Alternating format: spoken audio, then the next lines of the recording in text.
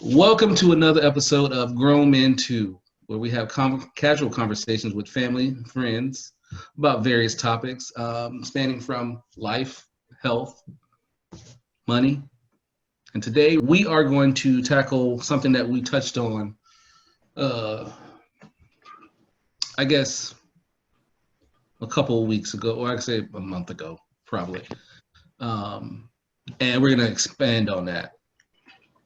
And it's about mental health. Now, I know mental health is not the funnest topic, but we're going to delve into it because it's an important topic, especially with everything continuing to go on in 2020. And then the Black Panther died, and now, we're facing election. We don't know what that's going to look like. We got a lot of Trump supporters. We got a lot of Biden supporters, and everybody's fighting against each other over politics. And my first segment is going to be, are we being exposed to too much negativity and trauma? And that can be us, meaning you can address it from the community or you can address it from just society itself. Anybody want to take a stab at the beginning? Well, the answer, And I yeah. I started out. It's I'll always say yes. I think the news that drives us is, just a world of negativity.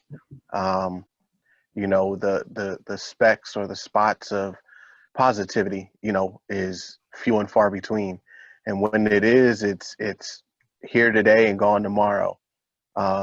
We see the depressing numbers of the coronavirus, and again, not saying that the coronavirus isn't dangerous, but the COVID that we got going on, um, the rate of coming out of it, not 100% healthy, but coming out of it is a lot higher than death. But the one thing that they constantly put on there is death. So I think that has caused the mass hysteria that we have currently in our world today, where I think people are so frightened. I think that has caused some of the issues where you see people confronting people when they don't have a mask on, not understanding the full background. Maybe that person has a medical issue, but you don't see it. And it causes that anger. The loss of jobs. I think the businesses that are losing out. I think all that coupled together, that's just a small part, or I should say it's a large part due to the news, because people are afraid to go out. People are afraid to do things, which are hurting a lot of the small businesses. But in general, it's very difficult with the world that we have, because it's so driven by negativity. It used to be when you saw sports, you would see highlights. They would talk about what happened in the game, and now you watch sports, you watch talk shows, and things like that. It's all negativity. It's all negativity. Well, who lost the game? Oh, this person played awful. So it's just a different world that I think we live in, and that negativity just looms large. And I think it creates a lot of mental stress for many people. And sometimes that stress then creates, the issues that we have, the anxieties, the depressions. And that's where I think, that's what's hard in our world right now. And with the mental health being at an all-time high, people are sitting at home more than they ever have. So I just think it's difficult. Yeah, that pretty much sums it up what it is. It's very difficult. What about you, Eric? You got something to add to that? Yeah, I definitely think it's that's the case, but I also think we have a choice, right? So you don't have to put on the news, or you don't have to subscribe to that point of view. I think like most things right now, they're giving people what gets attention, right? So to me, part of it is trying to choose to opt out. And when you talk about like, you know, trauma towards Black folks, for me, it's like anytime you turn on the television, even when you're not watching the news, you might see something that implicitly has a negative message about you and your Black skin.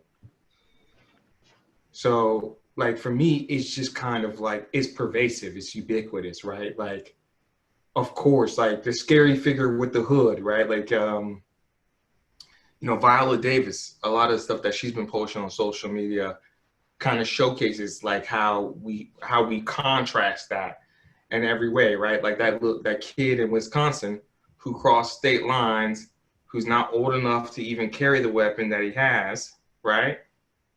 What did he go do? He went and he killed a person. I think 2 people actually, if I recall that correctly. And when they put images of a guy who verified he killed people, he had an illegal weapon that he had no business, and he's not even from the area. He was protecting a business that he was not associated with, right? When you see images of him, you see images of him doing wholesome things, like he's cleaning graffiti, right? Like this guy's a murderer, right? But when you would see images of like Trayvon, it's like he had weed in his system. He was high, right? Like, so to me, it's not even really, yeah, I guess you can put on the media, but I think for me, a big part of it is our choice to tune in and accept the narrative. Yeah. You know? And then unfortunately, you know, because negative stuff does get your attention, right? It's kind of like you can get looped into that cycle. So like for me, it's just like at some point, like I try to stay informed, but I understand like when I read stuff, when I watch stuff, I understand that most of the people who are writing it are not writing it from my perspective, my viewpoint. You know, you don't have people writing stories and sharing news who knows what it's like to every day get up, and all you have to do is search. If you want to find an image or a story of a Black person just being Black and then getting killed, I mean, you could probably find one every single day if you just looked, right? So they don't know what that experience is like. So for me, I feel like we got to do a little bit of work to kind of shield ourselves and protect ourselves. I'm not saying be ignorant, but yeah, you got to, because everything is going to say something negative about Black and brown skin right now. And it is worse because of the, I think the election for sure. Babe, you got anything? Yeah, the main thing I got with that is, to me, is the media just likes to play off of fear and create that panic in people, because people don't like to think. Yeah. People are naturally lazy, and so they want to be told what to do. Like when someone's like, "Oh, where is this?" They just want you to tell them instead of you trying to get them to get to the answer. That's my manager speak coming out there a little bit. But to me, the thing of it is like, I know a lot of mental health. Like I know there's situations where you're born with things and you know, that's out of your control. But with mental health as right now, to me, with COVID, I feel like that's a choice, that you're making a choice to be in a negative place and pay attention to those negative things. Maybe something did happen to you. Maybe you did lose your job, or, you know, got furloughed, and or you're not making as much money as you did. So maybe something did happen to you. That's life to me. And it's all about the choices that you make afterwards. So if something happened to you, what is your next step? What's your next course of action to get better, instead of being down about it and letting your mental health get worse? Like I said, I'm talking about, to me, more COVID situation. Like I talked to this guy at work. So I do check-ins at my job with everybody every month, and I ask them specific questions when we're doing check-ins and stuff. And this guy, he's specifically a really good worker, but you could just tell, you know, over the last like week and a half, he was just off. Like he was missing stuff he didn't normally miss. And it's like, yo, what's going on? So when we finally talked to him, he was dealing with a couple personal things. Some family members were sick and things like that. So he was dealing with that. And then, he talked about that he literally looks at he lives with family. So the bedroom is kind of his domain. So he literally works in his bedroom, sleeps in his bedroom, eats in his bedroom, plays his video game in his bedroom, everything in his bedroom. And so to me, that's a choice. And that brought him down because he wasn't even getting out of the house. Like it's been forever since he left the house. And so to me, with the mental illness, like during this time, that's a choice. He made that choice to sit in his room and either play video games, work, or sleep. So that was a choice of his, and that affected him in a negative way. Just like the media affecting people sometimes in a negative way with the fear and all that stuff that they put out. So to me, a lot of that stuff right now is a choice. So I just hope that people decide to get themselves better during this time. What can you do to better yourself during this time? Because people don't realize it, but man, this is a prime opportunity to get yourself some growth. It really is. Yeah. I've been saying that I said that. I know I talked to Dante about that. COVID has allowed a lot of people with dreams to pursue them easier. Also just open up some different kind of doors, different style doors. It may not have been the same ones you thought would be the way to go about things, but it also opened up how you pursue your goals and stuff like that. With that being said, we can sit here and blame media and all that kind of stuff, but like I said before, we consume so much because we choose to consume it. We make a decision to consume what we want. On the flip side, though, Facebook, Twitter, and all those kind of things are so embedded in our lives now that they become normal. It's like back in the day, my grandma would always want to watch the news at 11. That was her thing. She had to didn't have another way to get the news other than somebody telling them something. So the news at 11 was it. And every time I was there when she watched the news, the first thing she would say is, "Ooh, there's always something going on in the world. It's always something bad." And I'm just thinking, because that's what they're telling you. If they don't tell you that, but also we hold on to those things. They can put 1,000 stories that are good on, and we hear one story that's bad, and all we do is going to hold on to that bad story, because that bad story, like anything bad, just keeps growing in your mind, and this topic was important to me. I turned last Monday, and seeing Chadwick Boseman pass from colon cancer at 43 made me realize that could be me. I'm not the healthiest person, but soon I'll be working with Athlete City and getting that body right, doing my things right. But I know for sure that could be me, because I for years haven't been eating right and doing things right, and and not that saying that's what happened to him is, I don't know his situation, but it made me think about also how I'm affecting my mental health by exposing myself to so much of this violence that's going on in our community, because I need to justify why police should do their jobs properly. But what can I do to change it? I can voice my opinion, I can voice my thoughts, but am I really actively going to change legislation? Am I going to change the mind and hearts of these police officers that are doing these heinous things? No. So what I realized is this: I have to change my circles. My circle has to be the best circle I can possibly have. And changing my circle will help me also see, not only know that there's bad things going on, but I can put things in place to help more people not take those routes in life to where they have to deal with that issue, or at least they can avoid some of those circumstances that create those issues.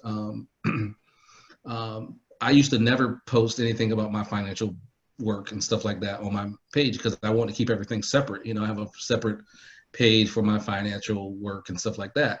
But then I started saying, why don't I? You know, I post all my political points or all my social points. So why don't I post my business stuff on there? So I was like, I've been focusing so much in my personal life on trying to fix wrongs that I have by myself no control of.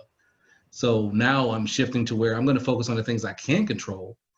And that starts in my household. That starts in my household, and then it connects from who else I can touch, who else I can touch. And from there, hopefully I can build a tree of life or a tree of something that allow me to help a bunch of people in different ways and different avenues. And it'll keep me from falling into that trap of that negativity. Because I tell you, every day it's somebody getting shot, and they look like me, So if they look like me and every day somebody's getting shot, I have to figure out how can I have empathy for that situation, but also have the mental strength to keep moving on my same goals and my same dreams that I have also, but not discrediting or abandoning the fight for that justice for those people.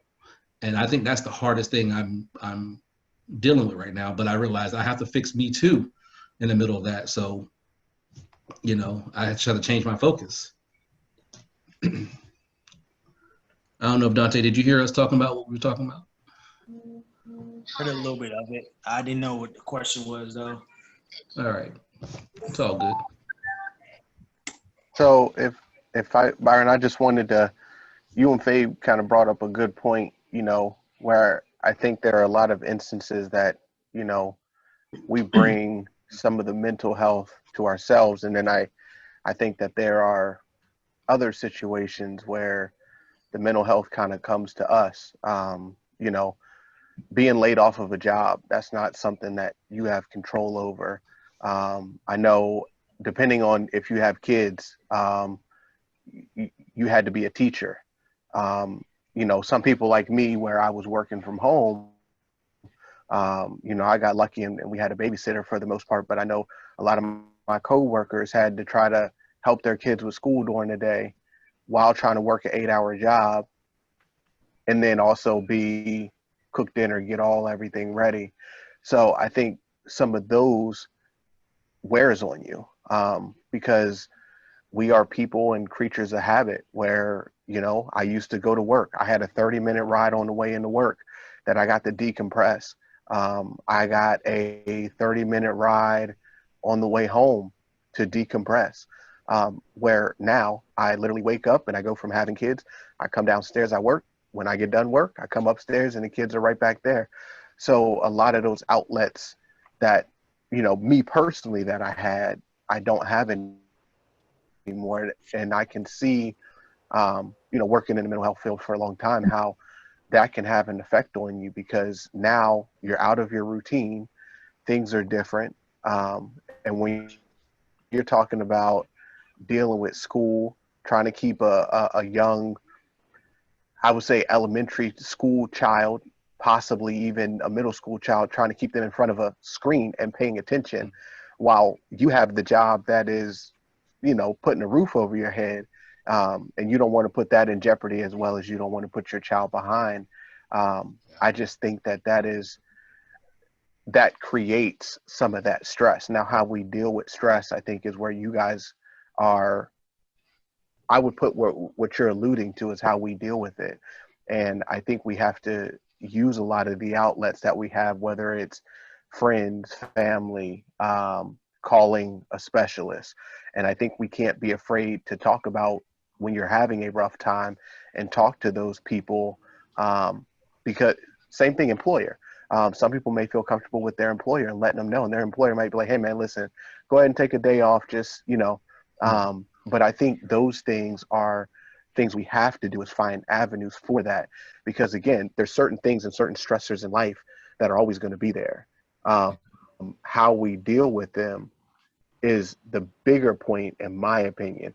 Because again, I always had stress at work. You're trying to get stuff done and you're trying to, balance life. It did change when COVID hit, but I think for the mental health and for our well-being, I think a lot of that, the gyms closed down. That used to be a huge stress relief for I don't know how many people. So did they try to find outlets to do things differently? And I think all that plays into the mental health. And are we taking care of ourselves, not just either physically or mentally, or it has to be a combination of both. Yeah. And I think that kind of goes into our next part, unless somebody else want to add on to that. Our next part of that conversation is, do we feel comfortable reaching out to friends and families about our feelings as men? And I don't think we have a space for that, really. yeah, Right? I'm not saying nobody does, but I just don't think. I mean, take what most Black folks think about therapy, right? Not regarded very well. I think at first maybe that came from a place of, you couldn't really find, and you probably still today, you can't find a whole lot of people who look like you and really create a space where you feel comfortable to share that experience. But no, I mean, I think we all heard it in some form or another of be tough, be strong. Yeah. Yeah.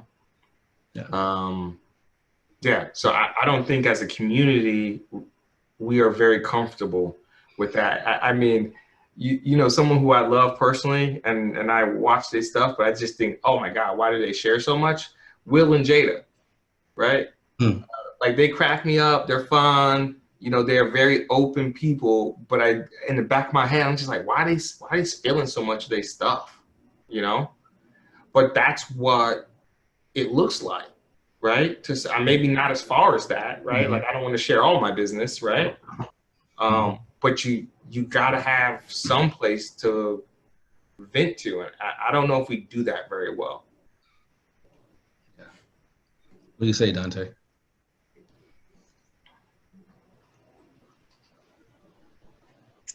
Yeah, I think Eric said it perfectly. I would say personally for me, no, I don't do a good job of going to, I guess, family or friends, maybe a couple people here and there. But I think that's just as far as the way that I was brought up, my dad, my cousins, it was always be tough. What you crying for? You supposed to be a man, like those kind of things. So, like I remember one time Joe, my wife, Joe, for you guys that don't know, she got on me one time because we came home to visit and we were actually at her grandmother's house and my dad came to see me and we were getting ready to leave. So he came to see me and it was probably my maybe like second or third time maybe seeing my dad ever cry in my life. And I'm sitting here like, man, what you crying for? I say, what you a punk? Like, and Joe was looking at me like, what? What do you mean? I was like, you said that to him? Man, like growing up. Huh? You said that to your dad? Yeah, I said that. I said, man, what you crying for? You a punk? Because that's how he raised me. Yeah. It was always like, you better not cry. You better go, like, you better go do this. And so, like, me seeing that, I was just like, I was taken back because I'm like, and, everybody knows that, not crying doesn't make you a man. And now even more so, I wish that I would cry more. And, but I don't. But that was my mindset growing up. It was like you a man, so you don't cry. Like you a boy. Like that's stuff that girls do. Stop whining. Don't be a sissy. So like those are the things that I heard and that I saw. So like so for me, and then also too, like we really didn't talk about our feelings that much. It was like you either happy or you upset. It's like no in between, So I really never had the outlet that I did that. So I think like football for me was like my biggest outlet. So if I was frustrated, I was upset, I'm just gonna go out there and hit somebody, and and I relieve my stress, and that's how I handle me not talking or talking to people about my feelings. And but I do believe that as men, we don't do that enough, and we should. And it's definitely a struggle even to this day. Like just having conversations with my wife, about certain things, because I don't know how to fully express myself when I'm talking or doing certain things. So yeah, I definitely think that that we should definitely be able to do that. And I do think that as the Black community, as far as having therapists and being able to talk to somebody that can help you through certain things, I think that's good. And I think that's also can show. I think that also will help with a lot of other things that we do to try to cope with the issues that we're dealing with, and we don't know how to handle it. And I think that's why you have a lot of people that drink. That's why you have a lot of people that smoke. That's why you have a lot of people that do a lot of stuff that they do. So, yeah, that's all I got to say. That's good. It's good. That's a familiar terminology, and for men, just like Eric and Dante was saying, grow up. All you know is be a man. Figure the rest of it out. Don't cry. Don't let nobody see you cry. And, then when we see somebody as a man crying, you take a step back and like, okay, what's wrong with him? And I think now that I'm older, I think it's the craziest thing in the world that we think emotions make you weak, because I would think that it will make you more human than anything, make you stand out away from the animals or from, robots and stuff like that, because humans have emotions and we should be able to express them. But society taught us to do things differently. And not only society, our families, our families did what they had to do. I mean, they knew that there was something in front of them. They had an obstacle they had to overcome. They didn't have time to address those feelings. Or if they didn't have the resources to, to get that help. So they put it away. They just pushed it to the side and kept going. And did that help? Some people probably pushed them to their goals, but they still had those issues later on. They were searching for something else, and drugs and alcohol and things like that became their vices to cope with that. Like I said, on the last thing, I suffered from depression. Didn't even know it because throughout my life, I was just sad for no reason in my mindset. No one knew that because I would be happy and smiling in front of everybody else. But when I'm by myself, I was always sad. And I didn't realize until I started studying psychology. Now, keep in mind, this is years later.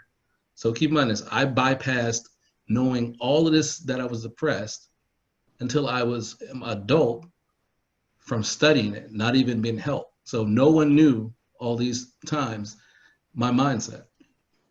And I faked it till I made it, So now fast forward now, I don't hide those emotions, like I have Angela to bounce up, ideas and thoughts and feelings and all that off of. But I still don't find myself being able to call family and tell them that same stuff. Even with my mom, I couldn't call her and say, hey, I'm feeling sad, or I feel, and, for a lot of people that know us, this past year, we've been through a lot as a family. So it's hard not having a soundboard or someone that you feel like you can say, hey, this is how I feel, and have someone to not judge you on that. You still feel like at the end of the day, you still quote unquote man, but I'm hoping that at least through what we're talking about, that people start realizing that the definition of a man has been obscure and just toxic for so long that we need to get out of it. We need to redefine and realize that men have feelings, men have viewpoints that may not mesh up with how society wants it to be, but that's okay. We're okay with that because society doesn't dictate who men are, and it shouldn't. You know, you shouldn't be who you are. And I think that's the hardest part is feeling accepted for just having those feelings, you know. Yeah. If I don't feel accepted, I'm definitely going to deny those feelings, at least in front of somebody, you know, and that's like anything. So I think that's our biggest thing with family. You know, you bring something to them and they don't have that mindset. What are you going to do?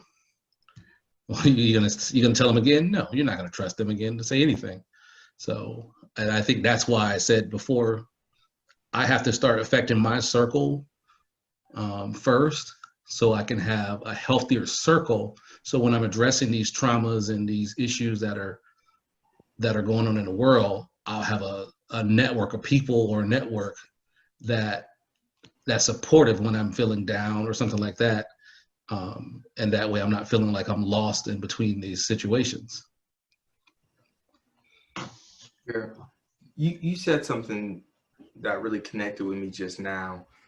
And it's like, it's this whole feeling of like, even as a man, as a Black person, like you always have to like hide yourself in some degree. You disagree with a thing at work, don't show that, right? Like you feel you can never just kind of like be yourself, or at least that's what you're taught anyway, Yeah. right? I can tell you personally, I feel like I'm going through a moment right now where I don't care anymore. Like it's just I'm not going to achieve what I want to achieve in life if, you know, I'm in a situation and I'm like, I want to say this, or I want to share that, and then I don't, and you're looking in the rear view saying, oh, I regret not saying something, I regret not speaking up. And for me personally, that might make a lot of people feel uncomfortable, but this is what it looks like, you know, and everybody's got to get used to that, right? Yeah. This is what it's like to see an honest Black person every single day. And it means when you say something that's inappropriate, rude, or maybe you're not thinking because no one's ever challenged you like that before, right? Well, now I'm going to challenge you, you know? So I try to find ways to be courageous, you know. At work recently, they made some announcements about like, you know, social and racial equality. And one of the things that they did is said, like, we're going to double Black leadership this year at this level and up to that level. And then they said, we're going to do it again in 2021. And my finance organization, it's got like 1,000 people in it. And they have this giant group chat. And everybody was like, so there's one very specific meeting where they're going to talk exclusively about this. And before the meeting, everyone's like, get on, make sure you watch it. This is so important. This is so important. And then when it's done, nobody says anything. No one says anything at all. Like, I'm like, okay, so you had 15, 20 people before saying, watch, watch, watch. Now they came on here and they said some things and no one has anything to say. Nah, I can't let that sit. So I definitely stirred the pot, and I definitely went in there and said, this is what people are expecting. This is what people need. This is like, it's not, you know, hey, so sad, we're with you, we stand with you. It's actionable, and they're doing something, and this is courageous, and they should be applauded for doing this, you know? And, you know, that gave some other people that gave some other people the space to kind of step up and get into the conversation. But at the end of the day, I just think there's too many people being quiet about what they feel across the board. You know, like we have this habit, you know, back of the bus, right? When Donald Trump and his casinos, back of the house, right? Like you always try to shrink your visibility as a Black person in this country because attention is not a good thing for you, right? And now I'm like, you know what? Forget that, man. Like, you just got to deal with it. You just got to deal with it. I got my 2 cents, and you're going to hear my 2 cents, and you can show me the way out if you don't like it. Yeah. You know? but I feel like we just got to kind of step into those spaces and I think that's just across the board, and really just reflecting who you are and sharing that with people. That's exact. Yeah, that's exact. Especially in the workplace, our spaces are very limited in how we communicate and how we interact with working, which is why I don't work in those spaces anymore, because I couldn't handle that censorship. You know, you had a tough environment. You had a tough environment, though. Yeah. So that censorship was hard, you know. But what I'm realizing also is this: even with that censorship, I think right now we have the unique opportunity to be us, wholly us, and we'll have more acceptance than we've had in a while. Because right now we have a lot of allies that we probably, even if we did have them before, they didn't show up like they did now, because they're, and you know, I don't know what the plan is or what's going on in the world, but it seems like they're directing their viewpoints towards strengthening how people view us as Black people. But as Black men, we definitely have a bigger responsibility for our families, friends, and our culture and community, because for so long they've took us out of the formula, out of the equation, you know, through various things. And I'm not going to go into all that. We just know that they took us out of the equation. But as you see here, we have 5 of us who are here who are standing strong. And I know there's 5 more and 5 more and 5 more, you know, and I think at that point we have to make leaps towards correcting some of the, let me not say correcting, overriding some of the issues that were put in our way or put in our plates, that we can't no longer say this is okay or this is how it was. We got to say this is the new norm. You accept it or don't, this is what it's going to be. And treat our people and our community, and not talking about just Black people, but just people in general, in the fashion that we want to be treated. And when we do that, I think it'll open up other doors for us to be able to express ourselves as wholly as we can, as wholeheartedly as we want to be. I think right now we're still trying to pander behind, you know, what society says we should be and what we want to be, or what we should accept, you know, on what we feel oppressed by and what we shouldn't accept, you know. So it's like that confusion state. And under that, we're still trying to figure out how can we address all these issues, say how we feel, also remove all the toxic issues. And, you know, there's like 1,000 things we're trying to do all at once, and we need to focus on the one thing that's most important, which is ourselves internally, and our mental health is that biggest issue. Because if we're not strengthening ourselves, how are we going to do it for anybody else? You know. What about you? Yeah, Byron, I agree. I was gonna say, Byron, I agree. I think, you know, we all got to take care of ourselves and, you know, try to figure out, we can't be too proud. We can't be, we got to be mindful. I think a lot of African-American Black men carry a lot on their shoulders. And sometimes it's too much to handle at a moment.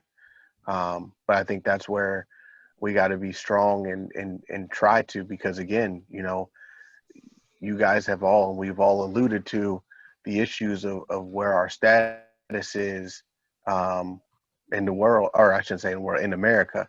And, you know, that plays a part in it. Our lives are difficult as it is, and you're fighting an uphill battle. So we need to be as primed and ready as we can be. And if that means that we need to get a little bit of help, then so be it. But I think that's where we individually have to take on that task to say, I'm gonna be better, I'm gonna get better, and I'm gonna do better. Yeah, definitely.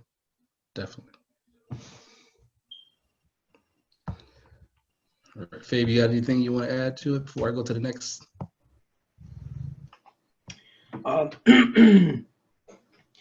Yeah, I want to add that I do think as well that people need to reach out and speak to someone, either in regards to their mental health or anything. There's great benefit in reaching out and using others to lean on.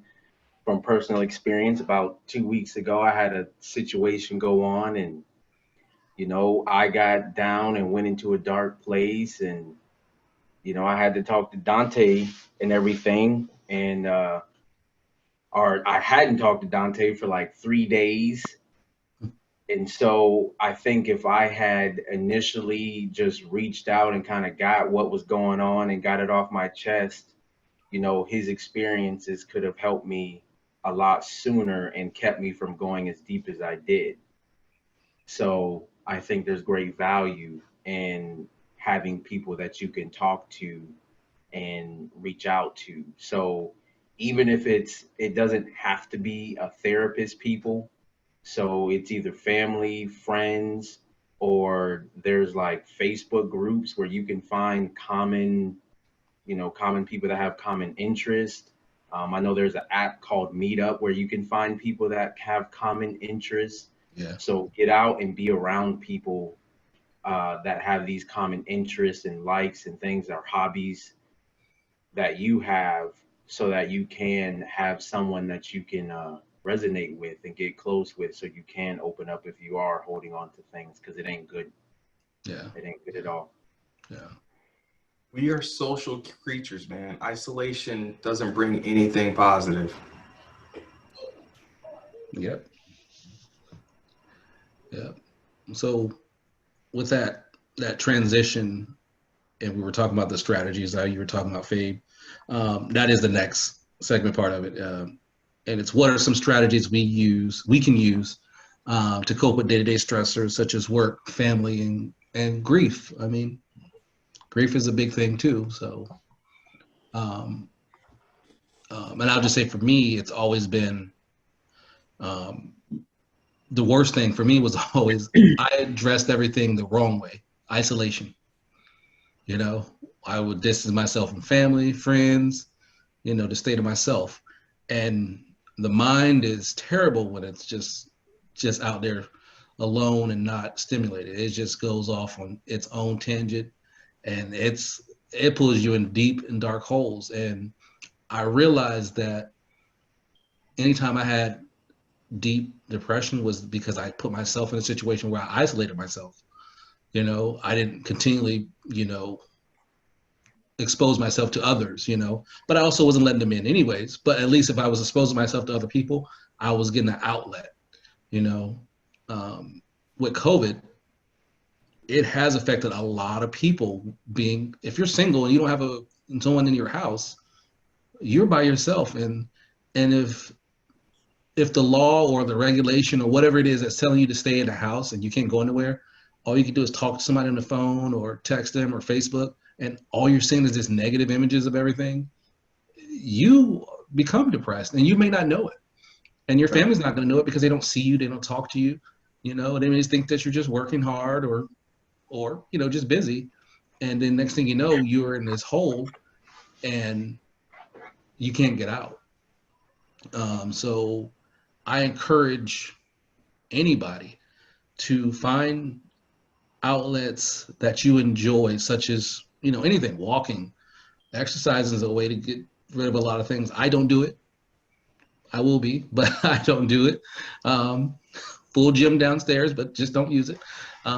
But I play video games. That's my thing. Or I watch video games. I watch people playing video games, which is the weirdest thing to me. But I've learned that that's my highlight. And that removes me from reality, though. That removes me for that moment that, okay, there's some enjoyable parts of life right now, and whether that's a false sense of hope that I'm giving myself, it's enough to get my mind out of that hole for the moment, and I can work on some other things, because I think it takes steps. We can't assume that mental health, addressing your mental health is a one-time thing. It has to be a constant thing. It has to be it may be an everyday thing. It may be the everyday thing for the rest of your life. You have to be able to address it, and you have to be okay with that. And a lot of people think that, just like communication, they think, oh, I've learned my communication But no, it's something that you're always trying to learn. It's something that you're always trying to better or get better at. And I think coping mechanisms or ways of coping strategies should be tested. Test some. Don't just assume that one works, because eventually it'll stop working, and then you got to find something else. So find a bunch of different things and mingle with it. That's my point of view as far as for being able to handle those things, because there's no one way that can help you get through any stress. There may be 30 different ways. So if there's 30 different ways, have them on deck, have them available.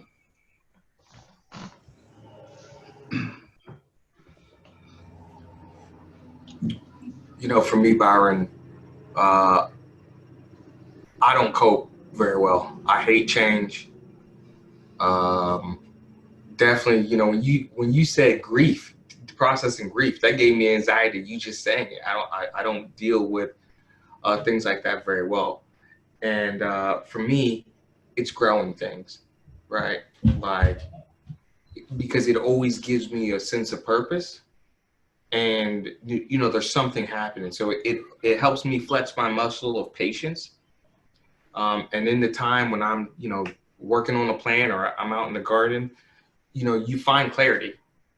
So for me, that's always just been like a go-to, like get outside, get in the garden, grow something, being out in nature instead of being, closeted, right?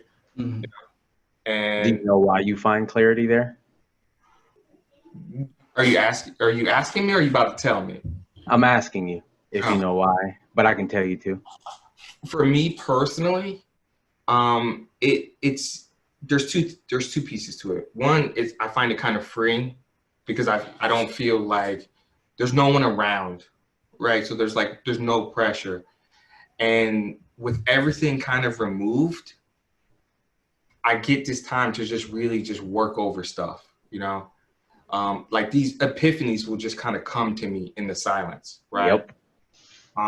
And I mean, the biggest thing that keeps coming to mind, especially during times like this, is there's no wrong answer when you're taking care of yourself. That. Yeah. Personal development. Yeah. It's just, when I'm out in the garden, I'm really focused on me. And your brain isn't distracted. That's the main thing. Your brain isn't distracted by anything else. So it's allowed to just flow with all that stuff. So yeah, that's good, because that is where anything that you want to do, that is probably where you'll do your best thinking about it. Yeah. That's been my go-to. Jogging sometimes, but I hate it. I go in cycles, but yeah, that's what works for me. What about you, Fabe? What works for you? It's crazy to think that with all of this negative and bad stuff going on, that for me, I've had incredible opportunity this year. I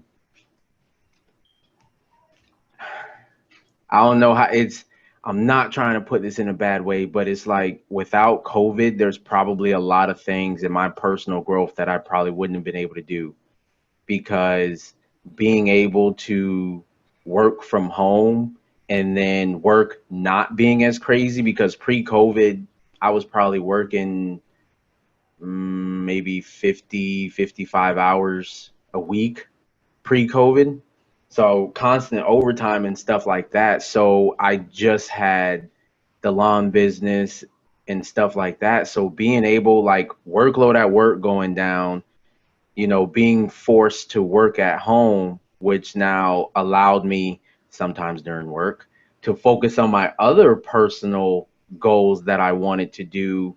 It allowed for tremendous growth for me this year. And I just see so many opportunities.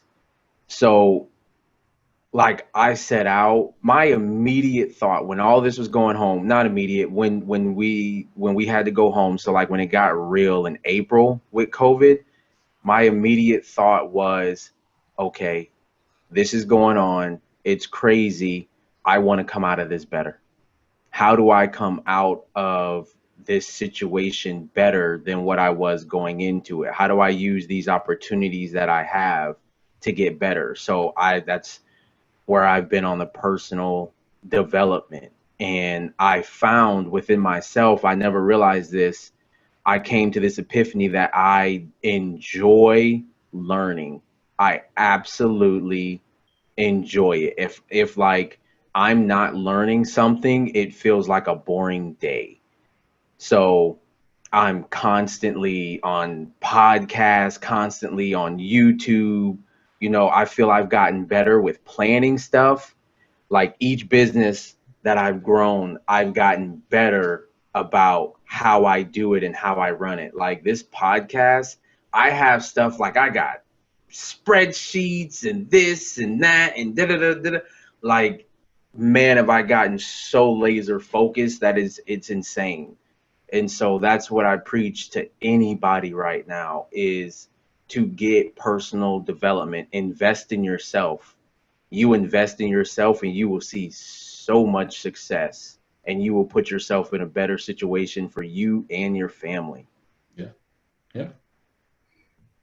Yeah.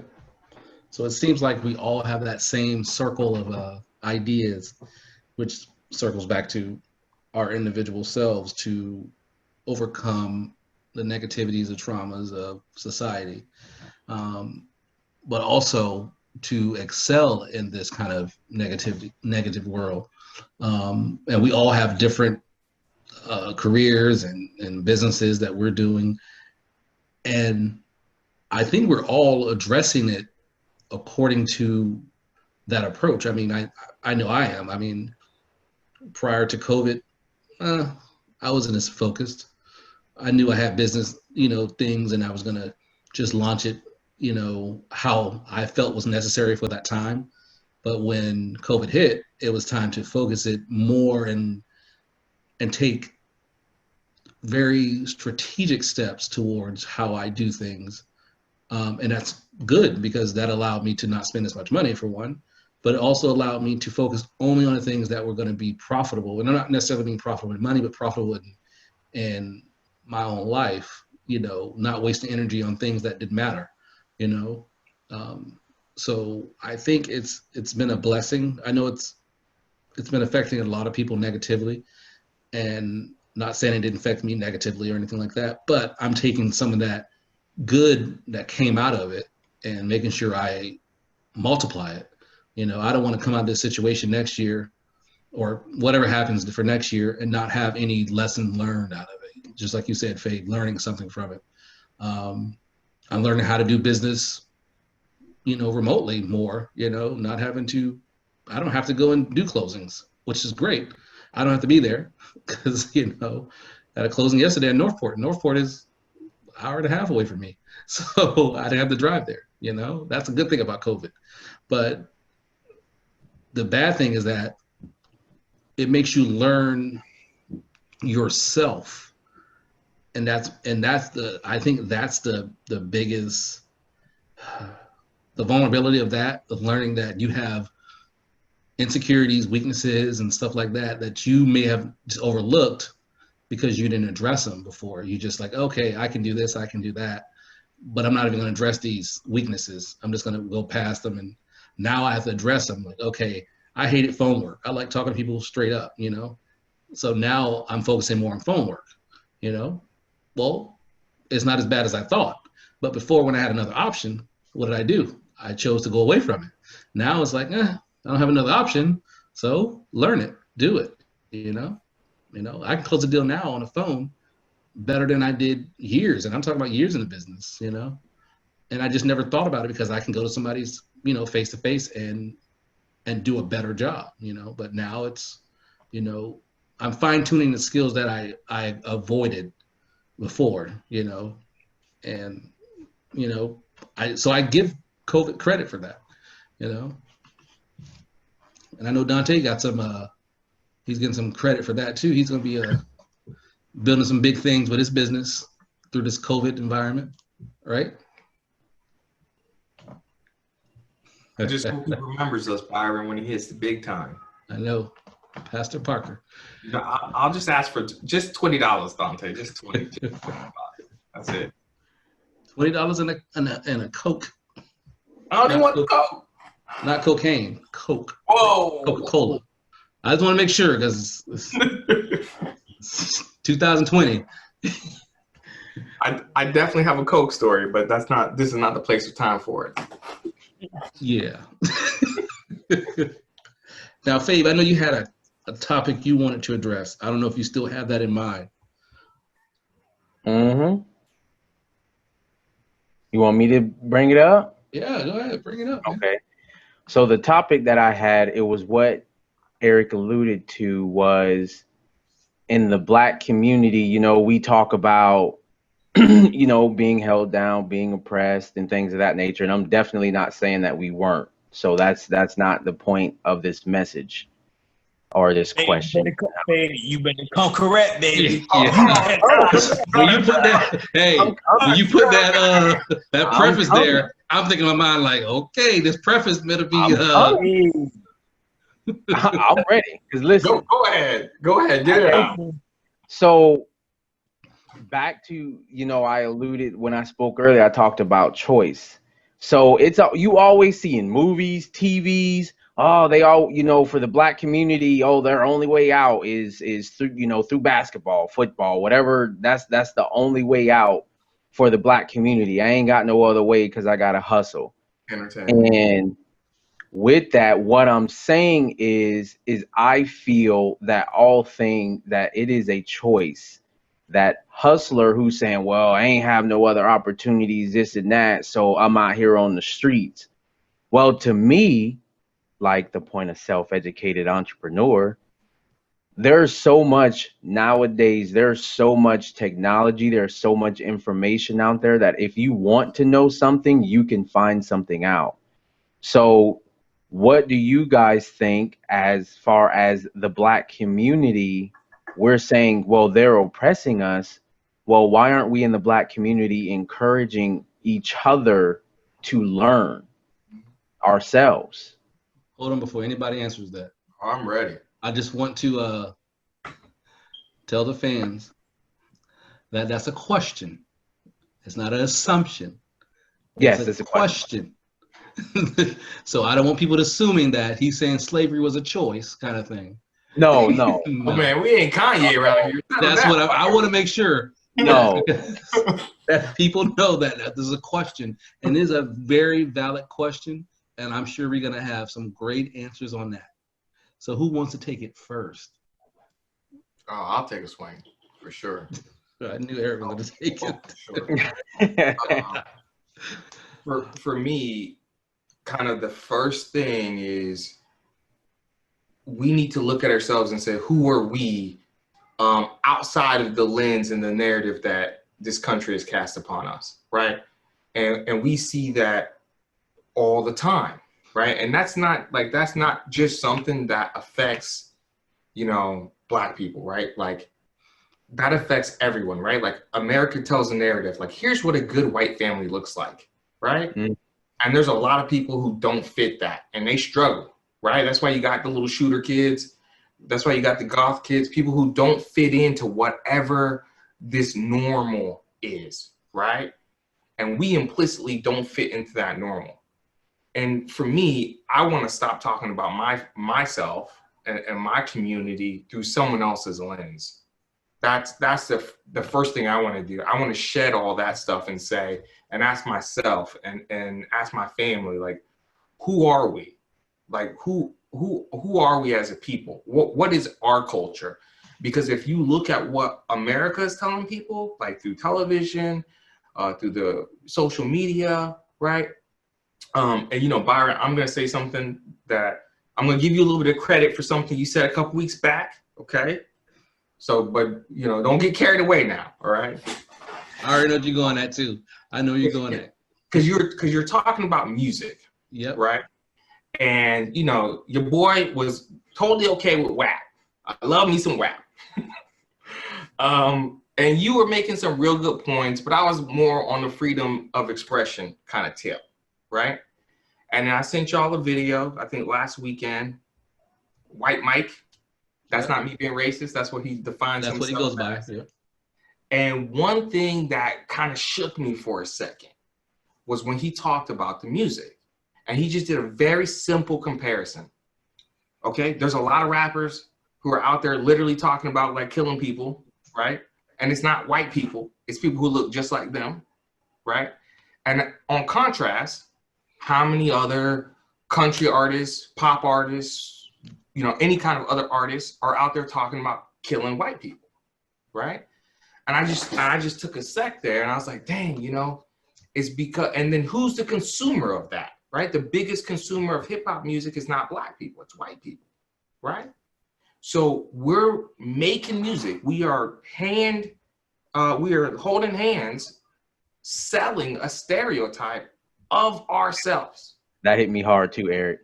And When he put that out, I'm like, yeah, yo, that yeah. definitely shook me a little bit because I can tell you, hey, look, sometimes, man, I can be a little niggerish, okay? Like, look, when I turn on my jams, man, like, yeah, whole other side come out, right? Like everybody, I'm pretty sure we've all done it. Like you pulling up to work, you got one whole vibe, and the second you get out the car, you're like, okay, like now I have to be proper now, right? So like, like I'm pretty sure everybody can relate to that experience, but it can't. You never had to do that?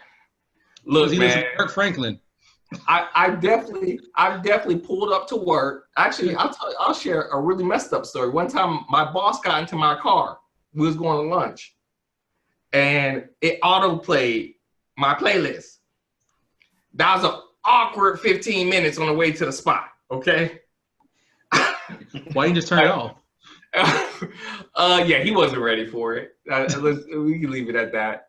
It was a bunch of awkward trying to turn off that stereo as quick as Oh, I see. It took you 15 minutes to get there, but the music was already off by that time. But yeah. So like, for me, like, you know, there's a whole vibe. Like, you know, sometimes when you just got to get into a certain headspace to get through the day, right? And so like, man, like that serves a purpose for me in some spaces. But then when I'm sitting here just really thinking about what that speaker had presented, I was like, damn, like here I am, I'm participating in that, right? Like yeah. I'm indoctrinating myself, you know, on top of that, right? And I feel like that's the struggle that we have as a community. It's like if we put this aside, if we put the messaging aside, who are we? And that's hard work. Like everything that we're talking about today, the whole journey of mental health is answering that question. That's incredibly hard work. Now you want 30, 40 million people to all go through that at the same time. That's a long journey, but Yeah. it's essential. But look at how powerful, like unity, using that example. So like he talked about when Rick Ross put out the one song and he talked about date rape and all, and the white community came and yo, that's bad, da da da, and he lost sponsors, all of that stuff. So why?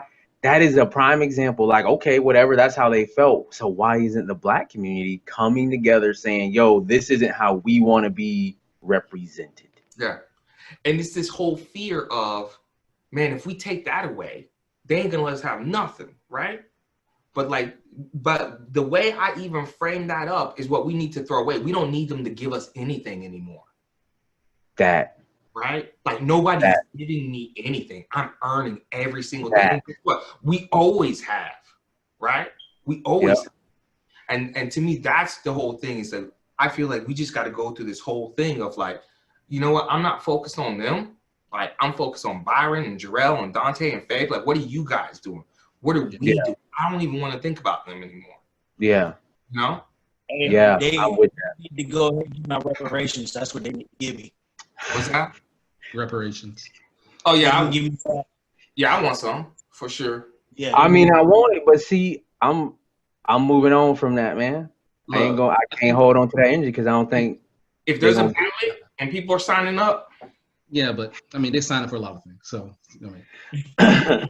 If they start trying to check records about who got here and who deserves what, then I'm not with it. Then if y'all trying to cut me out, man, I'm not with it. That's the thing about it. It's all smoke and mirrors. That's all it is. This is election year. and this is the thing when Fabe asked that question, and that's why I had to preface that it's just a question, because the biggest issue I think that we face with as being Black, especially Black men, is we don't know if it's conforming or is being ourselves when we do things. So let me put it in this perspective. We're from our origination is mostly from Africa. We'll say mostly from Africa. So if we look at Africa modern, it's still culturally entertainment. And I'm not talking about entertainment like, you know, basketball, football, and stuff like that. I'm talking about entertainment in the sense of they like to dance for music and they like to do things that are different than what they do in Europe, right? That's their norm. Their things are culturally based things that are embedded from centuries of their time, and they continue to do those things. Well, hold on, can I challenge you real quick on that?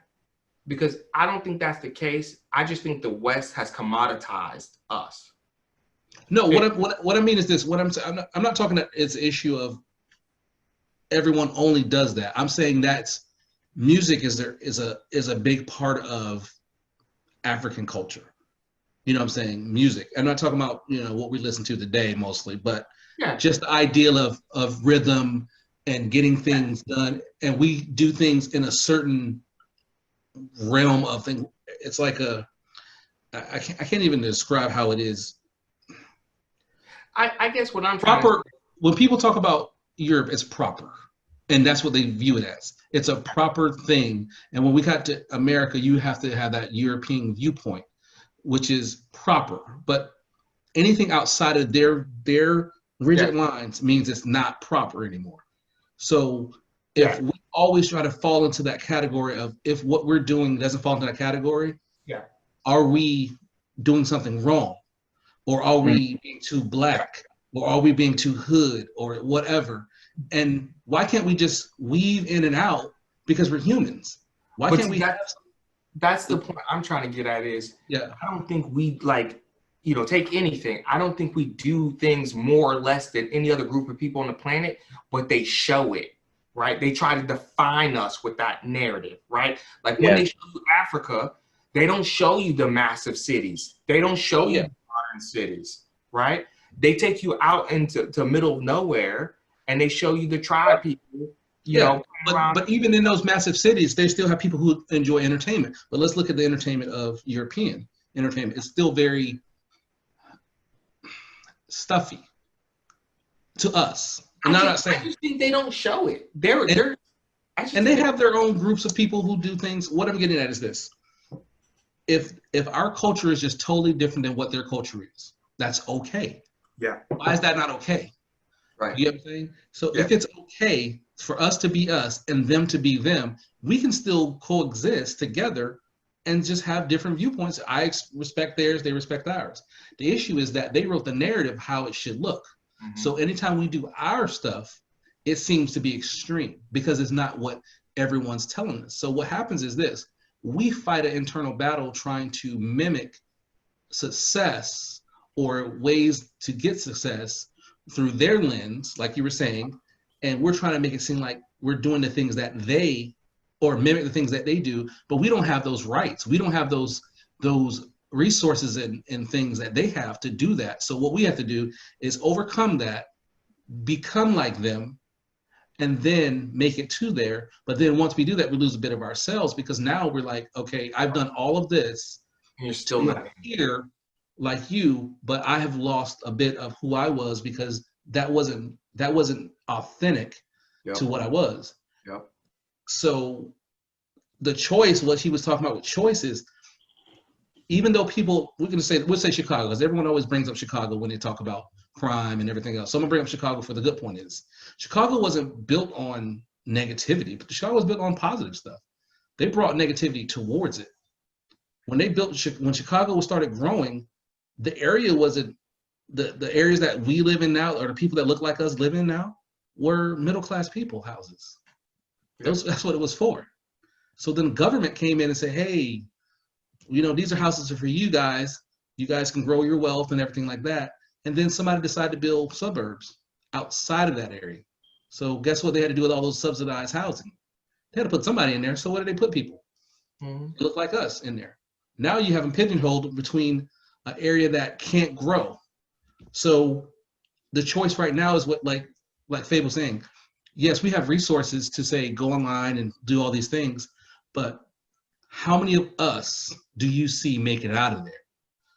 In our community right now, where we live at now, we see more successful people because we're not in those pigeonholed places, but in those places where it's just seeing people who look like you who are failing or who may have just a little bit more than you.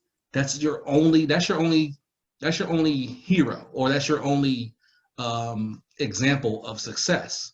You know what I'm saying? Or we just have football players, basketball players, entertainers, and stuff like that who we look up to. We don't have so many people that look like us. So when we're making choices out there, the choices are kind of a moot point because it's like I still can't get out of this hole. I can sit here and make this choice, but where am I going to go at? To I look like this. I grew up this way. I talk this way. No one's going to hire me, or no one's going to be accepting of me. So I have to invent something. Well, everyone is not a creative, everyone's not a business owner. We know that. Everyone can't do that. So what about the workers who can't do it? And then, Fight to find your way. but this is where the choice, where I was going to say, as business owners, when we're Black business owners, we do not, and we talked about this before, it is hard for us to support each other because what we want out of it is not always widespread. So if I want shoes, I want cars and stuff like that, I have to go 20 miles away and pass by 30 different places that may sell something that I want just to get to a Black store. That's too much work. So I can't make business and employ more people that look like me. You get what I'm saying? So we limit ourselves by not supporting ourselves and supporting ourselves by growing ourselves. So now we're just saying this. It's a vicious cycle. We continue to say, I want growth, but I'm not growing my people. Right. I want success, but I'm not helping my people get to success. So all I'm doing is saying, I want it, but I'm not doing everything I possibly can to get it and help others get it. Yeah. It's always me, which is fine, but society I'm fine if that's what you want to be. But society for us doesn't look the same way for everything else. We can't just be selfish in that situation. If we want to get out of that hole, if we want to say we have those major choices to take or to make, we can't make those choices alone. And that's just point blank. I'm sure Fabe didn't build his business by himself, did he? Right. You like, I sure enough did. Huh? I won't be mean. If my wife ever watches this, she'll be like, you better say I help. But no. But you get what I'm saying. You had a support person. You had a support person that was there with you, right? It doesn't matter if it was your family or not. You didn't do it by yourself. No business runs by itself. Right. But our Black businesses have to thrive by themselves in hopes that they make it because the other skin tones aren't buying their product. So it's a hard choice. Byron, what I was going to say is, Fabe, I understand where you're coming from 100%. And I think there's opportunity.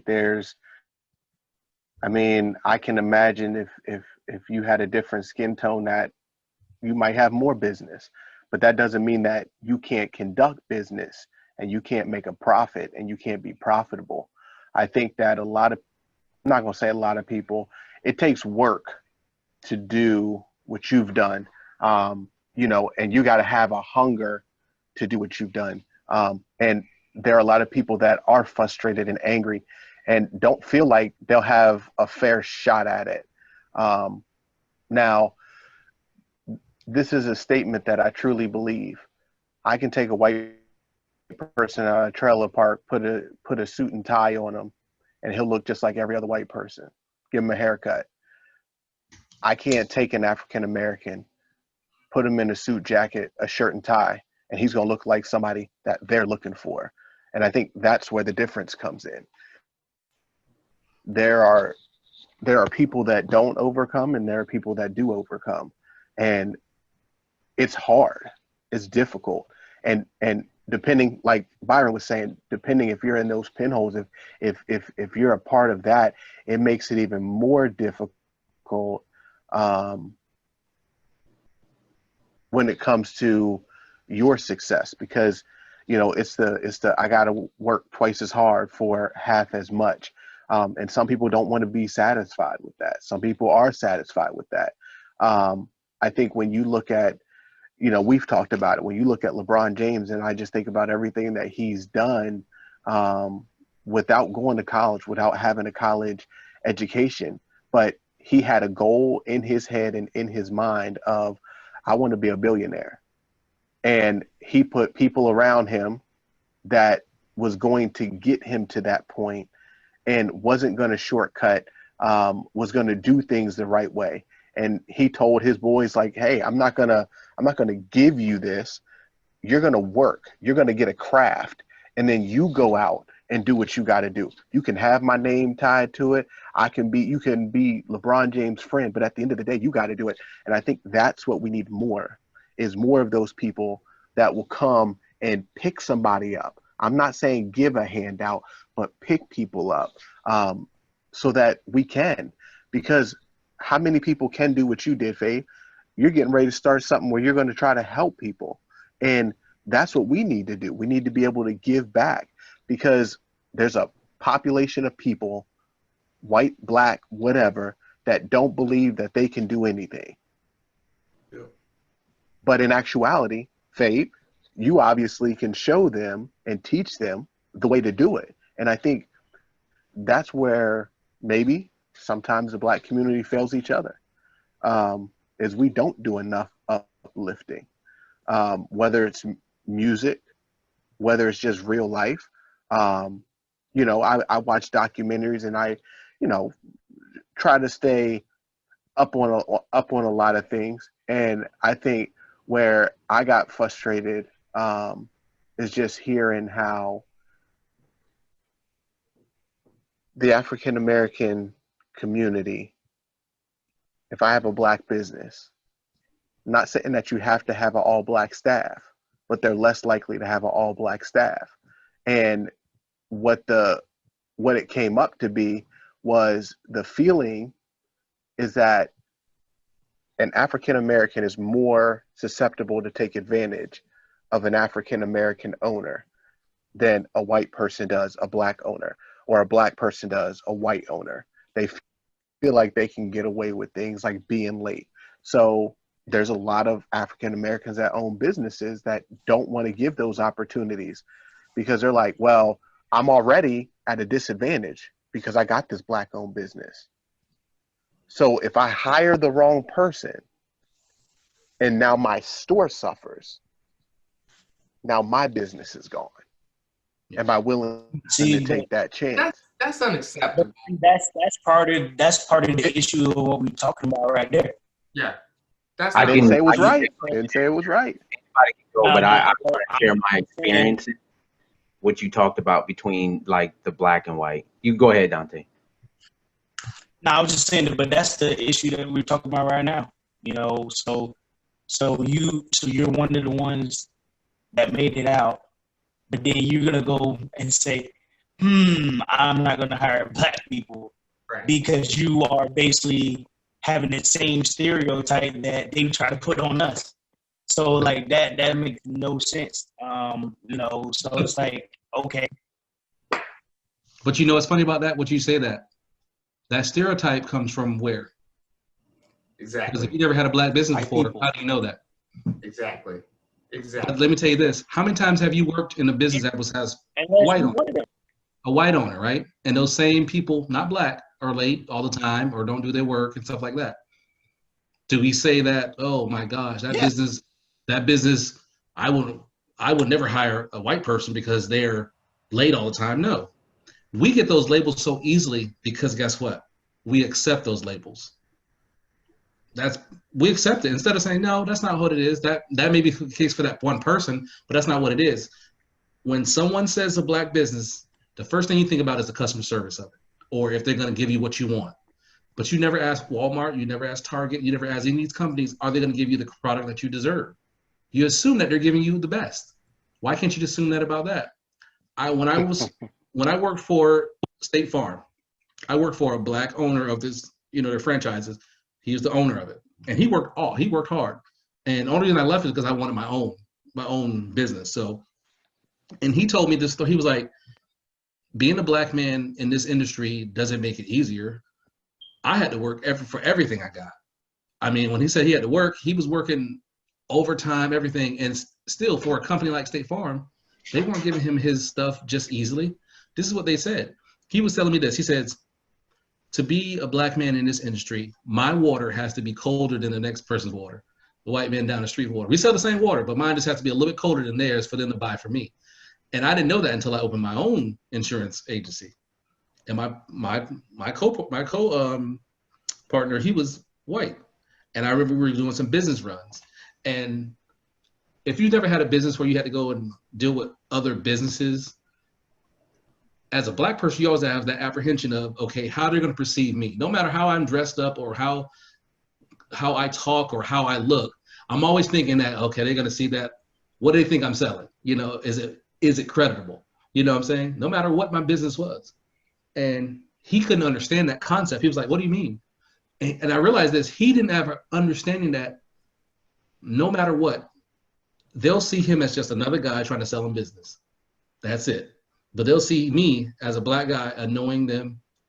And then maybe later on, if I can get through that first barrier, then I'm trying to sell them something. And then they're going to compare my selling to everyone else's, not the product or anything like that, just how I am. You get what I'm saying? So when people found out that I had my own business, they're like, oh, really? And it's weird to hear people say, oh, I didn't know you do that, because I worked a 9 to 5 also. And they were just like, oh, that's crazy. How'd you do all that? As if it's amazement. But the guy down the street can do the exact same thing. And he's just like, that's a normal thing. So I think it's just society's viewpoint of us in those realms. We create those, we keep those stereotypes for ourselves, and then we keep passing them along to every other business or every other person, and they just keep manifesting themselves. So I think for us to make those choices out of those things, we have to do it internally first. Everything goes back to internally. If I go to a black business, I know that I'm going to get service, and I don't assume that the service is going to be worse or better than anybody else's. I assume the service is going to be the service that I'm asking for. That's point blank. I need to have the blinders on that it's a black business when I walk in. Even though I'm going specifically for the black business, I need to have my blinders on that it is a black business and not have any stereotype walking with me, because that's not fair to that business. Because I deal in finance, and I'm gonna tell you this. I drive a 2009 car. I guarantee if I drove a more expensive car, people would think that my finances was better than what they are. Although that doesn't mean that's the case. They would think that my finances were better if I drove a better car. And that's the craziest thing, because if you're truly in finances, you wouldn't be buying no expensive car. You get what I'm saying? But image is everything, Yeah. So I think it's just when we make those choices, and when people want to make those choices, they have to see something that represents them, that looks like them. That way they can feel like they can get out. Yeah. If it doesn't look like them, there's going to be an obstacle there. Bill Gates doesn't look like us. Steve Jobs didn't look like us. Eric, what's his name? What's the guy? Tim Cook doesn't look like us. Steve Jobs. What's the Amazon guy name? Bezos. Jeff. There you go. Rich guy. Elon Musk. None of them look like us. So if I ask you a question like, could you ever be like Elon Musk? Absolutely. You yes. Say absolutely, right? Yeah. Yes. And then I started late. That's my problem. And then okay, so now you started late. So what do you got to do to catch up? Gotta run faster. Gotta run harder. Gotta run longer. What are you gonna do? What's your plan? Then you got to start thinking about what's my plan to be a billionaire. You get what I'm saying? Yeah. So now, for sure that to get to be his thing, you have to work 50 times harder. Not because of the time frame, but I don't mean work harder than him. Yeah. I just mean work harder than the next guy. Yeah. right? All I'm looking at is the guy next to me. See, I'm always looking at the guy in the mirror. I need to work as harder than the day I worked before. That's what I need to do each day. To speak to something That's incredibly high bar. you alluded to, Jarrell. So for me, as far as the lawn business, so it's actually twofold. You guys might laugh when you hear where I felt the, I don't know, not racism, but the doubt on the Black community. But like in the lawn business, I actually haven't had a customer who made me feel that they were racist or anything like that. I've actually been very blessed with a lot of the customers that we have, and majority are white. Who were my most difficult, not most difficult, but who were very difficult and picky? Two Black customers who wanted the most for the least. They wanted their property to look like everybody else's and look good and want all this work and want this and want it a specific way and this and that and this and that. But boy, when the invoice came, it was a problem. And it was, I'd send a quote to these Black people, and what would they do? Oh, well, can you do this too? Oh, can you do that too? Oh, can you? I've gotten that more from them, and I'm just being honest. I don't know what it is, but from white people, hey, I need you to do this. And then they understand that, hey, I'm gonna charge you some extra money. You're asking me to do something extra, and okay. But ask yourself this, and I want you to think of this because I understand what you're saying. But I want you to challenge yourself with this. The Black people that you're asking to do this lawn care, how often do they get their lawn care prior to you? Like, how many companies have they used? Did you ask that question? The one before, so the first one I'm thinking of, she was using dudes with a truck and a trailer, basically, or with a truck and a mower. She was using like El Cheapo dudes. And then the second one, I know more her nature. She's an investor. For those that out there that don't know, investors are sometimes very cheap. Stingy. But understand this. So the reason why I didn't want you to stereotype Black community because keep in mind this, and this can be a full blanket statement based on my own viewpoint. So the white people have been used to dealing with companies like that. So they know what to expect and what not to expect, and they know what to get and what not to get. A Black person may not have dealt with higher caliber companies like you. They haven't dealt with the cheap ones who would say they'll do all these things for X amount of dollars. Now, they may not do great work, but they'll do those things. So when they come to someone who may have a higher caliber like your company, they're thinking, okay, I don't know what the going rate for this stuff is. So when you come out with these numbers, you may be trying to rip me off. So I'm going to negotiate as low as I possibly can for you. And whereas with people who have money, who's dealt with these kind of companies before, they know what the going rate may be or something like that. So they're like, okay, that goes around with what the companies I've talked to before, because I've talked to 30 different companies since I've been living in this house. And that's pretty much what the rates are. So they have a different understanding of what it is what it costs for doing those things. So it's harder to say that it's just Black when you don't have a whole slew of people that you've dealt with, in the community for that particular situation. You get what I'm saying? It's like if you only interview 6 people, but you interviewed 100 white people, 6 Black people and 100 white people, is that a fair scenario? When they may not even understand how the business works. That's what I was saying. I'm not saying that's what happened. I'm just saying. Yeah. No, I understand. But the other piece to that, where I will say not that the people were racist. The stereotype is is the word that I wanted to use. I didn't feel the people that was racist, but it's been times that I've been outside my house, my duplex that I own, doing work, doing whatever.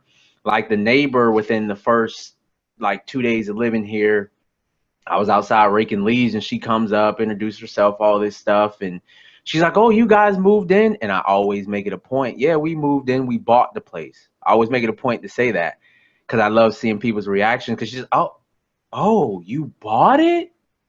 Yes, I did. Yes, I bought this. Oh, well, you're doing it right. This and that, da da da. I've had a couple neighbors around here who have probably come out to see who the new black person in town is and talk to me and say, oh, you bought the place. Yes, I did. We're not renting. I own this, and that's my tenant over there. But ask yourself this: why do you feel that you have to justify that? Exactly. Because that's the black in you. That's not the and unfortunately that's what it has to be. That's what it is. Because Yeah, I ain't afraid. Yeah, huh? And unfortunately, yeah. that's what I'm we go letting through. people know that I'm here, and I you're know. gonna hear. And that's great. I'm not knocking that. But you see how in the black community we have to showcase that we belong. Yeah, But see, we don't have to. But we choose to because we feel like if we don't, we're being outcast or they're looking at us down on us. And we should not even care what they think. Yeah, exactly. Because here's the whole thing. If they had that notion about us, it's not going to change just because we told them that. Yeah. Right? true. It's not going to change. And the same thing when you talked about the black folks who are being so hard on your quotes, it's the same black tax that Jarrell was talking about when black folks don't want to hire other black folks. It's the same thing. It's all the black tax, right? And so for me, to me, I don't even want to bring it up. I'm just like, yo, like you're either about what I'm about or you're not. And if you can't see the value in what I'm doing, then I'm not your contractor, right? Yeah.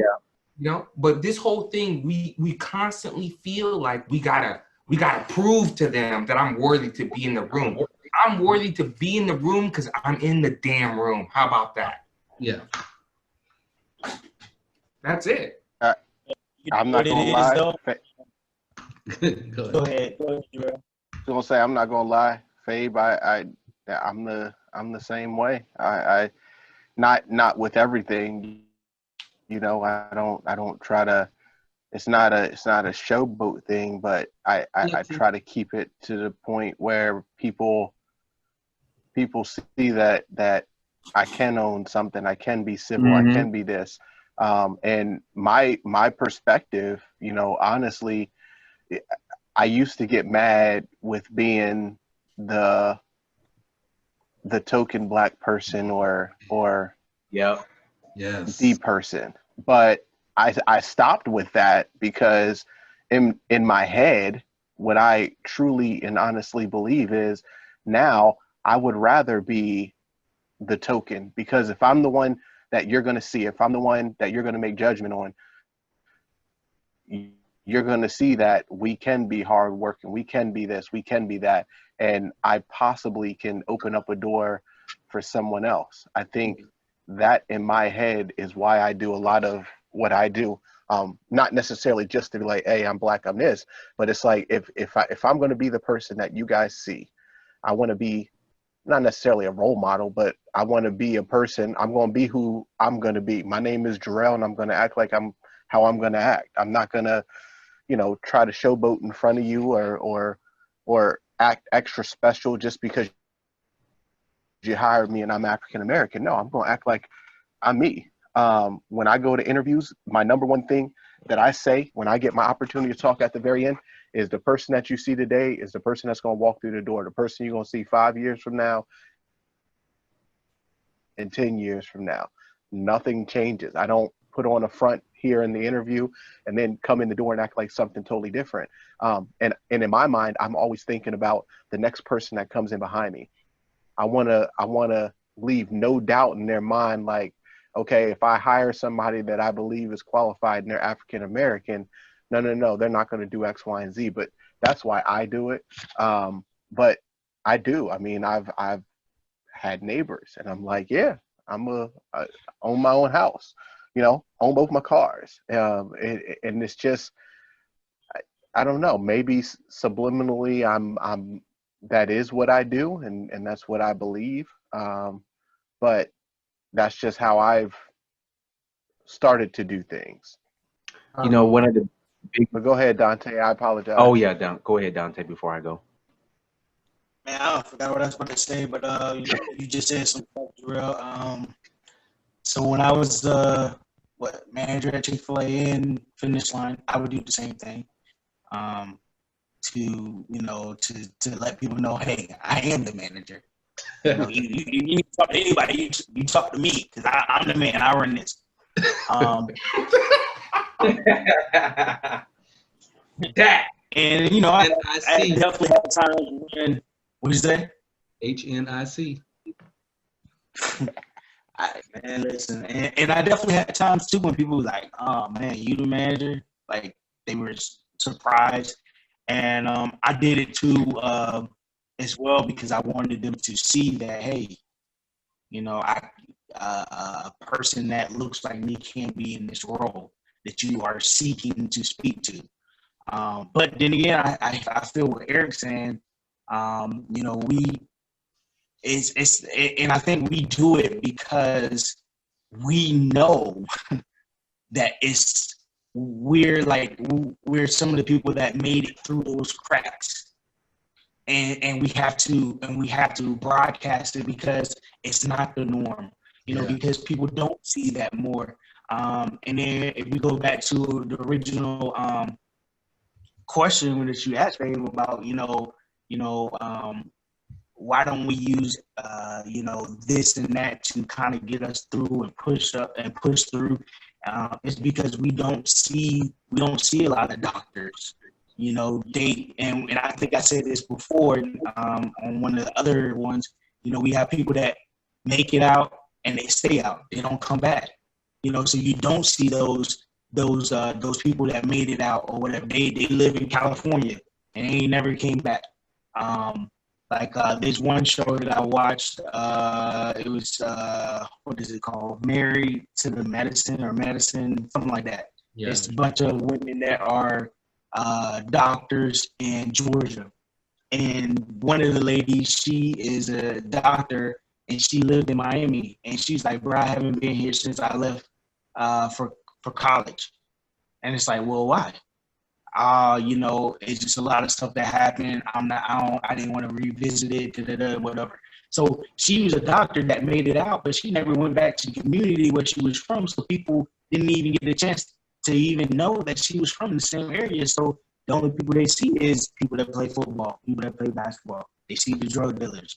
That's what they see. So you can, I don't want to say you can only become what you see, but we all know how important a father in the household is, and how important, you know, having a mother and having a stable environment, because what you see is normally what you're going to do. Not saying that you know, we should just say whatever, don't care, and just whatever, but you are going to portray what you see the most. And that's why when you see, so like for instance, when you see a white family, the dad's a doctor, the mom's a lawyer, it's not a surprise that they will become one of those, or somebody, or something high, what the society would say is a awesome job, because they had those examples.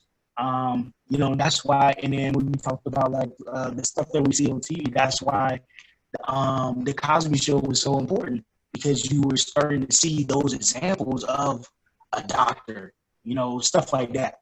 Bad example. What's that? So don't bring up Bill. Bad example, man. Well, Bill was just an actor. I'm talking. I ain't talking about him. I'm talking about his character. Look, as we all know, all his good work is now undone. Now that's the black character. He's still a character. They are now the same. Okay, we can go Family Matters. We'll go Family Matters then. Yeah, Carl Winslow. It's a rare condition. But you know, I think that's mainly what it is, and I mean, yeah, even till this day, yeah, I do that still sometimes, you know, and it's sad that we do have to do that, you know, and I'm trying to remind myself I don't have to validate myself for others, like, because at the end of the day, you know, nobody can break me, you know. And, you know, people can say whatever they want to say. People can do whatever they want to do. But at the end of the day, you know, gosh. Go ahead, Byron. What God has for you is for What? and there's nothing that anybody can do about it. But you know, I feel like we feel like we have to validate ourselves to kind of put ourselves in the same circle as them. And so I'm gonna say this and I'm gonna get out. So like the whole thing with Jay-Z becoming an ambassador for the NFL, I didn't like it.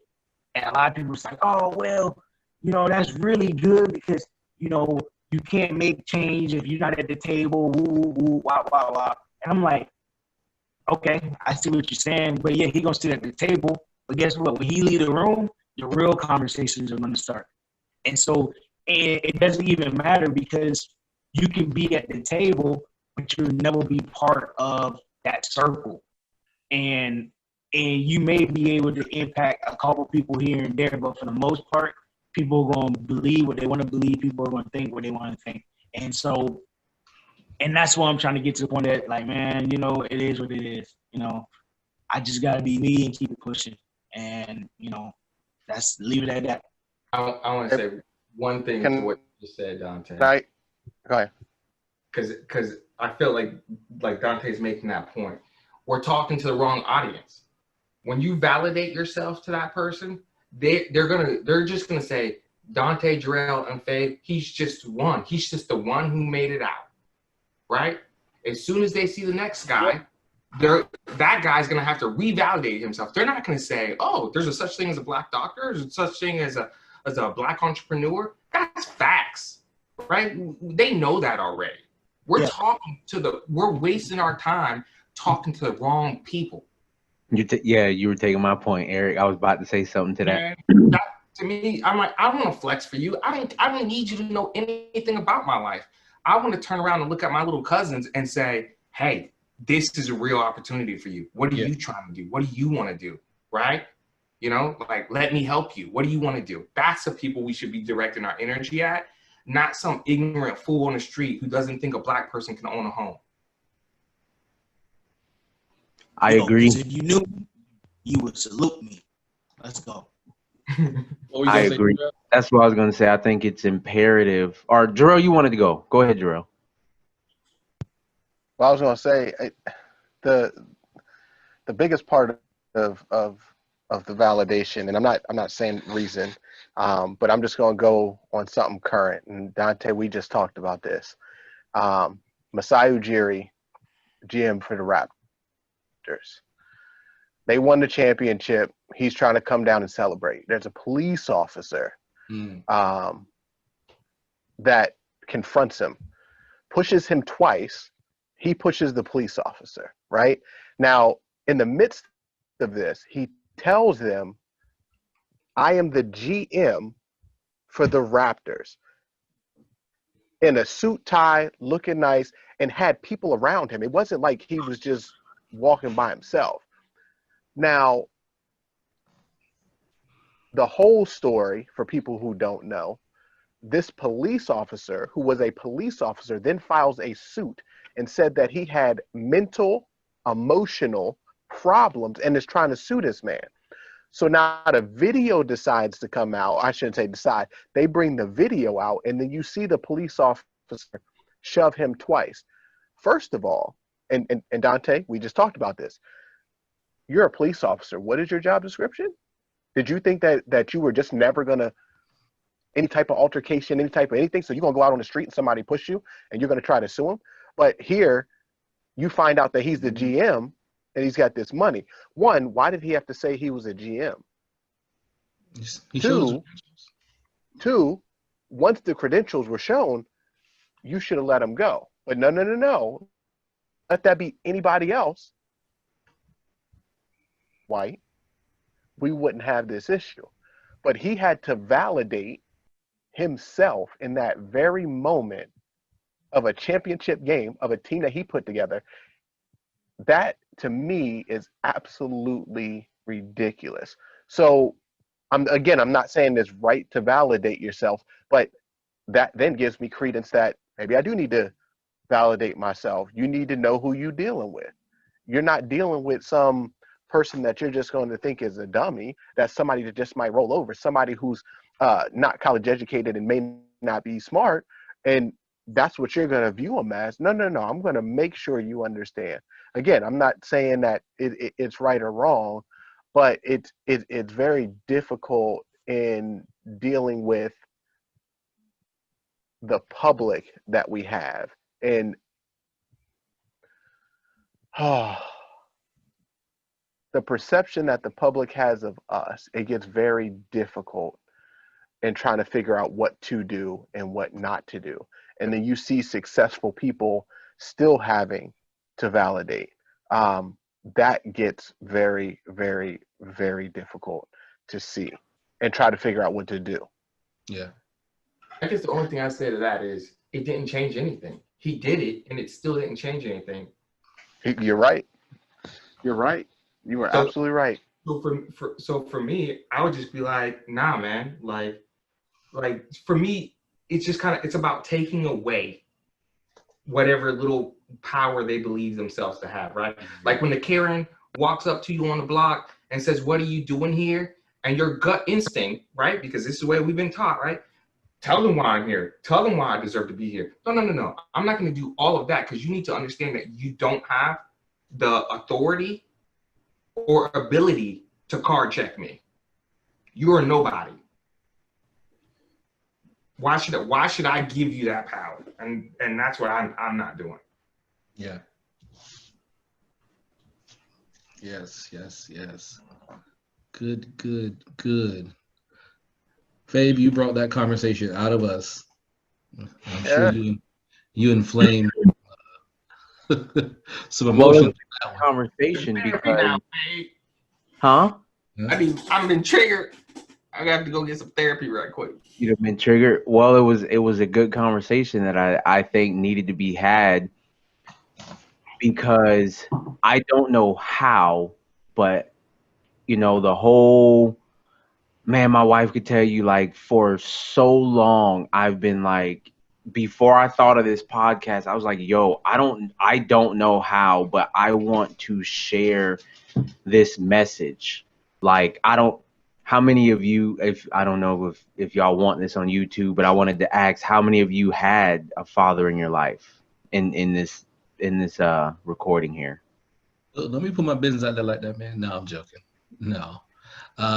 My father died when I was 12, but he wasn't in my life anyway, so it didn't really matter. So no, same here. Same here. I couldn't even tell you my dad's name. I'm not afraid to admit it because it's my truth. Like, this is just where my life is at this point. Is I want to share with people, my truth, so that more people can see, and hopefully more people who look like me can see that you can do this.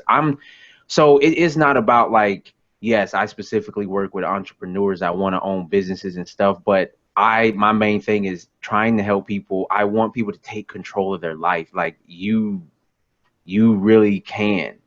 And, like, to the people in Chicago or whatever communities, I get that they probably see their cousin, brother, sister, everybody's on the street and this and that. I just wish more people in the Black community asked why. Why do I have to, so why do I have to go out and shoot guns and kill people and do all that? Like, that's all that there is for me? Why? Just start asking why. Yeah. And that's going to be the biggest thing, that the conversation just needs to be had, but representation needs to be shown also. We need to, like I said before in our last thing, we need to be controlling the images that are broadcast to our people. And that doesn't mean we got to segregate ourselves from others or anything like that. But if the narrative doesn't look like us and that's not our true view, or that's not how we really look, then we need to make sure that whatever we're doing gets representative outside of our own circles. So like your podcast, this podcast, Deep Third, and all those kind of things, you're talking about things that are important to a lot of people, and they need to hear about it because they need to see that, hey, I can do this. Hey, I can do this, and I'm all for everyone being successful, I'm all for everyone finding some form of success, however that looks for them. Like And Eric says, break that programming. yeah, yeah. And I think that's the hardest part, is that getting people on that, and I would say bandwagon, because it's easy to get people to fall in love with entertainment. It's hard to get people to fall in love with information. Yep. So we got to figure out how to do infotainment. You know, a message in entertainment. That way people can grasp it. And that may be the beginning. I mean, it may evolve to just information or, teachings, but we have to learn that we got to go back to the beginning and build, not rebuild. We have to build us. We can't fix something because the situation that we're facing today is not a broken system. It's a system that just never was meant for us. So if the system was never meant for us, then guess what? We have to go back and rebuild our own, but not necessarily rebuild. We got to build it because it was never built. We have to figure out how to build it in our own way. Yep. So, and that's the hard thing to do. It's time consuming and it's the stressful thing to do. But I think as like what we're doing now, talking about it, at least opens up the dialogue to where people can say, okay, maybe they have a point. And if they don't agree, then they don't agree, but we're going to keep it moving, and at least build our circles. So if we build enough circles and we branch out more circles, eventually it'll catch on. That's my viewpoint. It's all you can do, right? Yeah.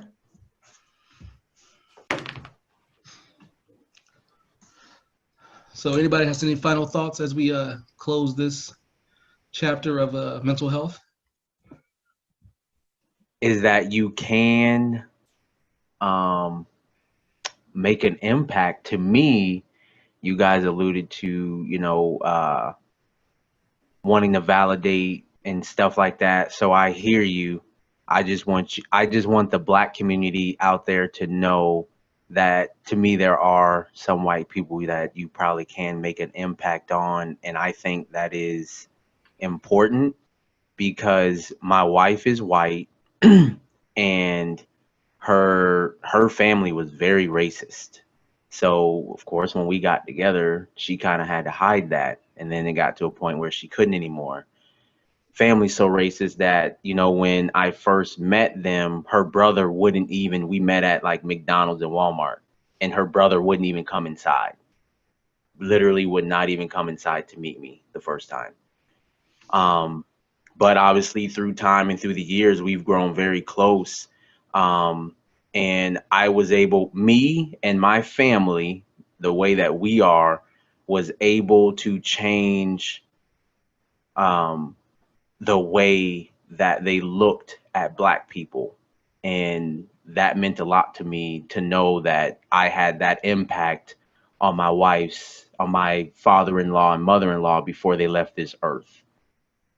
To me, that's, I don't know. I just wanted to share that because to me, that's big to know that me and my family had that big of an impact on their lives. And when I say racist, they were very racist. Her grandfather was like in the KKK, some high ranking person in the KKK and stuff. So family was pretty racist, but we were able to change their mindset. Ooh. Yeah.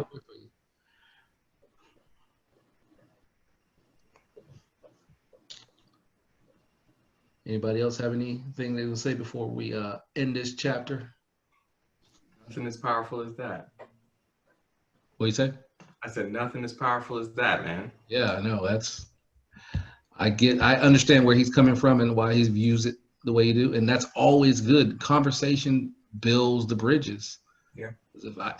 If I don't know your point of view and you don't know my point of view, we're just sitting there telling stories about something that we want each other to see, but we not even open up the doors to even let it, be shown. So I think throughout this podcast and as it grows, it'll be a part of the building blocks for each of our, networks that we create, because our authenticity, oh my gosh, our our genuine viewpoints and everything will always shine in how we talk about these issues and stuff like that.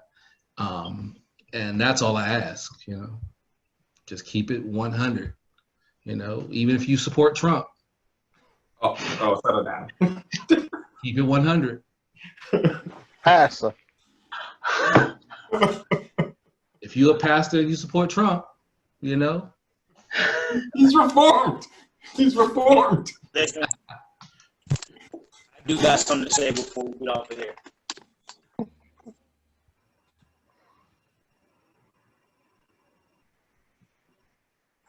I'm out. okay. I don't know sign language, Dante. I know. Can you translate for me, homie? And I'm Jarrell, sorry. what is it? What did he say, Jarrell? He's frozen for me. Oh. Lives matter. Okay. Oh. Okay. All right. We're going to end on this. It has been a great episode, and I want to thank everyone for listening and seeing us talk about these tough topics. I want to thank the guys for their great input, and we will see you guys next time on Grown Men 2. Have a great night.